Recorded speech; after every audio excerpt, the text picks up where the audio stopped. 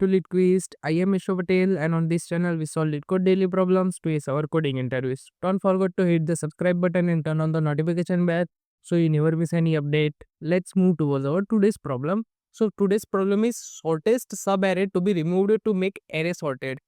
Given an integer array ARR, remove a subarray can be empty from ARR such that the remaining elements in array are non-decreasing. Return the length of the sorted subarray to remove.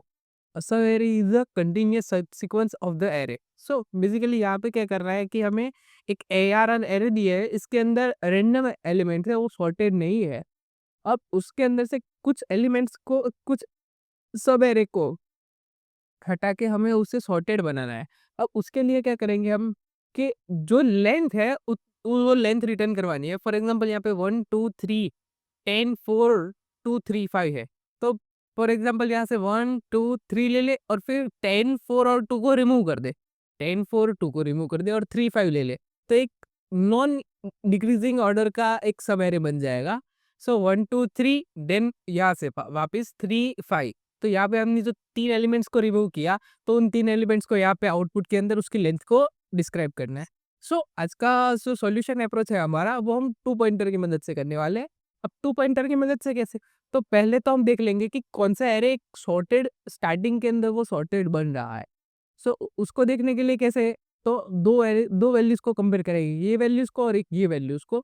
अब जैसे ही दो values में जब भी कोई भी increase आ रहा हो, एट दैट टाइम हम स्टॉप कर देंगे. सो फॉर एग्जांपल हमारी लेफ्ट की वैल्यू है एल. हमारी लेफ्ट की वैल्यू पॉइंट कर रही है पहले यहाँ पे 1 पे, स्टार्टिंग से तो 1 पे पॉइंट करेगी. अब 1 पे चेक करेंगे कि उसके बाद वाला एलिमेंट वो इंक्रीजिंग ऑर्डर के अंदर है कि नहीं. सो 1 से डायरेक्ट चेक किया 2 पे, अब देखा 2 इंक्रीजिंग है. हाँ, तो नेक्स्ट मूव करेंगे, देखेंगे 2 की बाद वाला 3 इंक्रीजिंग है, तो हम 3 पे चले जाएंगे. अब 3 के बाद तब हम 10 पे जाएंगे, तो वो वो भी इंक्रीज हो रहा है. अब 10 के बाद क्या हो रहा है? वैल्यू डिक्रीज हो रही है. सो हम 10 पे आके रुक जाएंगे. सो हमारे यहाँ पे एल की वैल्यू हो जाएगी, हमारे एल की वैल्यू यहाँ पे 10 पे आके रुक जाएगी, यानी कि इंडेक्स की वैल्यू हो जाएगी 3. अब वैसे ही आर से स्टार्ट करेंगे, दूसरा वेरिएबल ले लेंगे आर. अब आर को हम बैकवर्ड से स्टार्ट करेंगे. सो आर पीछे से स्टार्ट करेंगे और वहां पे डिक्रीजिंग ऑर्डर देखेंगे. अब यहाँ पे इंक्रीजिंग ऑर्डर देख रहे थे, यहाँ पे डिक्रीजिंग ऑर्डर देखेंगे. सो 5 है, उससे 3 तो छोटा ही है, तो आगे जाएंगे. उससे 2 तो छोटा ही है, तो आगे जाएंगे. अब 2 से 4 छोटा नहीं है, तो हम यहाँ पे आके रुकेंगे.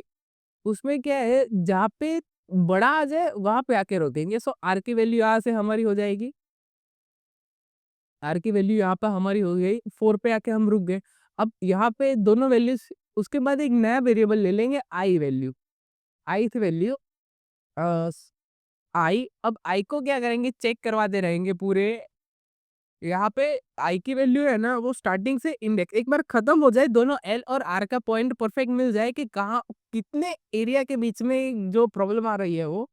तो उसके बाद क्या करेंगे? आई और जे की वैल्यू की मदद से हम दोनों को अपडेट करते रहेंगे. अब यहाँ पे क्या है, तो हमारी जो आई की वैल्यू है वो 0 से स्टार्ट करेंगे कि सभी जो सॉर्टेड है वो सभी ट्रैवर्स हो जाए. और आई की वैल्यू को कहाँ तक ले जाएंगे? तो आई की वैल्यू जो पहले सॉर्टेड एरे मिला था उससे छोटे तक रखेंगे, यानी कि आई की वैल्यू को एल से कम तक रखेंगे. और हमारा जो दूसरा वेरिएबल रहेगा जे, जे को ले जाएंगे हम, जे इक्वल्स टू आर से लेके, जे इक्वल्स टू आर से लेके हम जे को ले जाएंगे जे लेस देन, पूरा एरे ट्रैवर्स करवाना रहेगा उसको, जे लेस देन एन. अब यहाँ पे क्या करेंगे कि अगर ए आर आर आई की value less than equals to A R R J की वैल्यू है, ए आर आर आई की वैल्यू है जो, वो less than equals to A R R J की वैल्यू है ना, तो उस टाइम हम हमारा रिजल्ट को अपडेट करेंगे. सो रिजल्ट इक्वल्स टू क्या हो जाएगा? हमारा रिजल्ट क्या रहेगा? तो जे माइनस आई माइनस 1, ताकि ये इंडेक्सेस है. अब यहाँ पे फॉर एग्जांपल यहाँ पे जे वैल्यू, आई की वैल्यू उससे जे की वैल्यू, आई की जो वैल्यू है उससे जे की वैल्यू छोटी है. तो यहाँ पे क्या करेंगे? फॉर एग्जांपल यहाँ पे है, तो इनिशियली स्टार्टिंग के अंदर जे की वैल्यू है 4 और आई की वैल्यू क्या रहेगी? 0. सो आई इक्वल्स टू 0. तो अब ये दोनों के बीच के अंदर हम ये फॉर्मूला रिजल्ट का लगाएंगे तो इक्वल्स टू क्या आ जाएगा, तो 4 माइनस 0 माइनस 1 यानी कि 3 आंसर आ गया हमारा। ऐसे करके हम आगे चलते जाएंगे, बट ये हमारा अभी प्रॉपर 3 नहीं आया। अभी जो आगे बढ़ते जाएंगे वैसे वैसे हमारा आंसर कंप्लीट होता जाएगा और हमें हमारी एग्जैक्ट वैल्यू मिलती जाएगी। अब यहाँ पे i इक्वल्स टू 2 हो जाए, i इक्वल्स टू 1 होगा, i इक्वल्स टू 2 होगा और i इक्वल्स टू 2 पे आएंगे और तब यहाँ पे क्या होगा, जो लास्ट एलिमेंट होगा और j हमारे तब तक यहाँ पे आएगा। तो j की वैल्यू वहाँ चेक करते जाएंगे और ऐसे करके हमें हमारा जो आंसर होगा वो मिलता जाएगा। Now let's move towards our coding solution. So यहाँ पे इनिशियली क्या करना है, तो पहले तो हम एक लेंथ वेरिएबल ले लेते हैं। So int n equals to arr dot length और उसके साथ l इक्वल्स टू 0 से स्टार्ट करेंगे और हमारी जो r equals to n minus 1 से स्टार्ट करेंगे, n माइनस 1 से।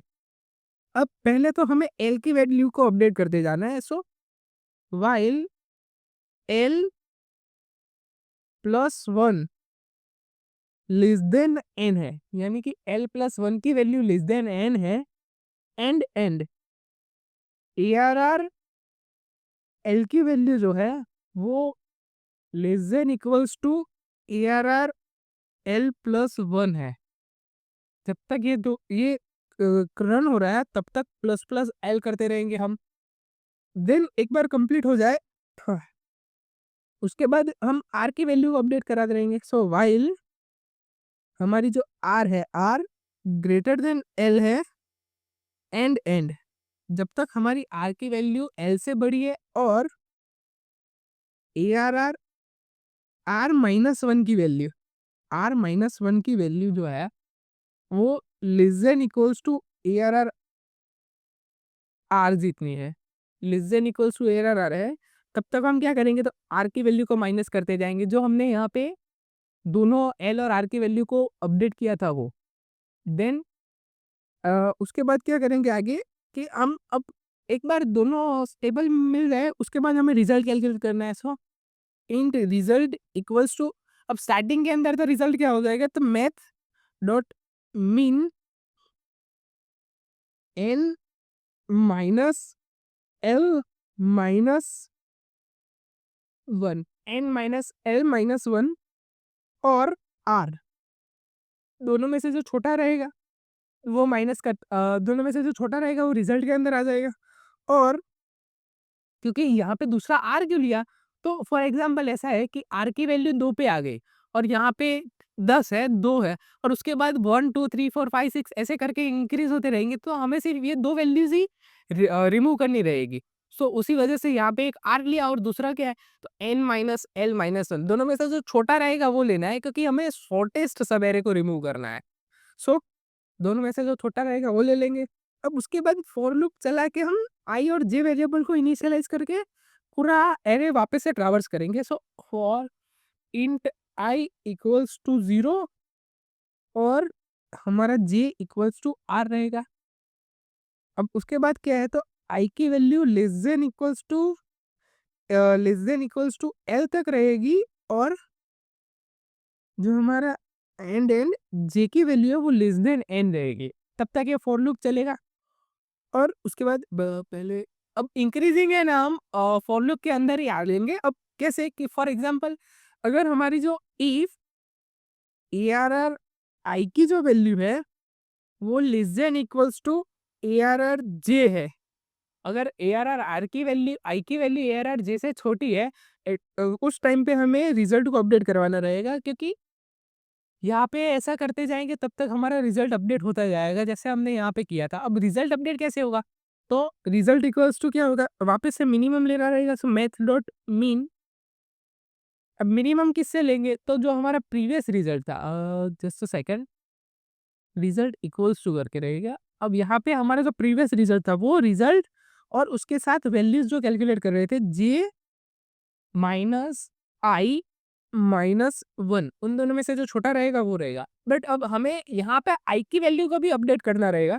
सो यहाँ पे हम आई की वैल्यू को जब आई की वैल्यू कैलकुलेट हो जाए उसके बाद अपडेट करेंगे। और यहाँ पे ये एक पूरा सिंपल सा स्टेप है कि यहाँ पे सिर्फ हमने आई की वैल्यू को अपडेट किया है, वरना हम नेक्स्ट स्टेप के अंदर भी कर सकते हैं, बट वापस से कर्ली ब्रेसेस और वो सब, तो उससे अच्छा बेटर कोड यही रहेगा। अगर ये नहीं हो रहा तो हम जे की वैल्यू को अपडेट करेंगे, सो एल्स जे की वैल्यू को अपडेट करते जाएंगे। पर इसके बाद जो ये कंप्लीट हो जाएगा हमारा फॉर लूप, तो एट द एंड हम इसको रिटर्न करवा देंगे, हमारे आंसर को रिजल्ट कर रिटर्न करवा देंगे। सो और अब यहाँ पे फॉर एग्जांपल एक एल की वैल्यू है, अब ऐसे यहाँ पे पूरा सॉर्टेड एरे ही आ गया, तो एट दैट टाइम हम क्या करेंगे, सो उसके लिए भी हम एक बीच में कंडीशन लगा देते हैं, if L equals to N minus one हो गया, L equals to N minus one हो गया, यानी कि पूरा एरे सॉर्टेड रहेगा, so at that time return zero करवा देंगे। So now let's run it.